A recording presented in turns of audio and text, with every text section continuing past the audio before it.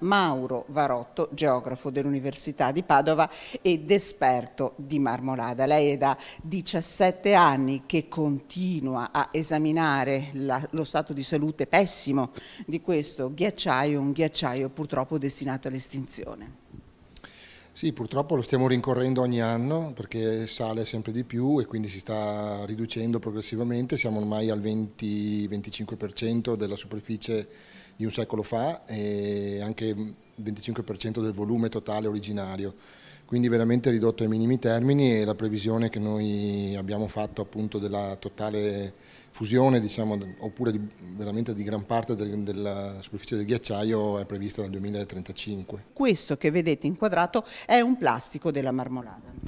Sì, questo è un plastico della Marmolada che abbiamo messo appunto per far capire il veloce arretramento, diciamo, del ghiacciaio dal 1905 fino all'ultima linea che abbiamo messo appunto prima dell'inaugurazione del museo, era il 2018. Il distacco è avvenuto da questo punto qui, che come vedete è una parte, diciamo, una parte sommitale del ghiacciaio verso Punta Rocca, e dall'ombra che vedete anche dalla foto aerea capite la pendenza di quel punto. È un punto molto pendente e soprattutto è, diciamo così,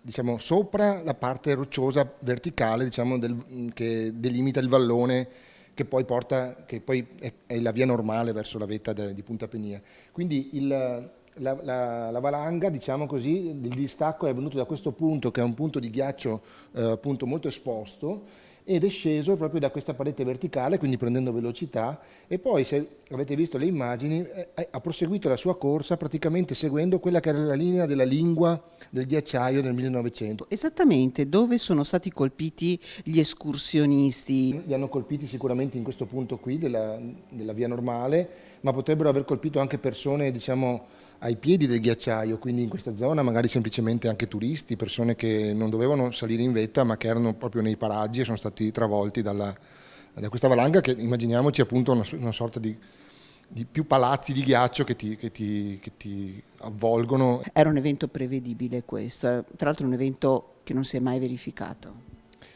Ma dal punto di vista della dinamica è plausibile, si spiega bene, insomma, il fatto che ci sia ormai tanta acqua che scorre sul letto del ghiacciaio e quindi distacchi il ghiacciaio stesso dalla roccia, dal substrato roccioso, e la seraccata, quindi queste crepacciature che evidentemente sono più intense dove c'è una maggiore pendenza, possono spiegare un distacco di questo tipo, però una massa così grande di ghiaccio che si stacca dal corpo, dalla massa complessiva del ghiacciaio non era mai accaduta, quindi è un fenomeno sicuramente estremo a cui assistiamo per la prima volta.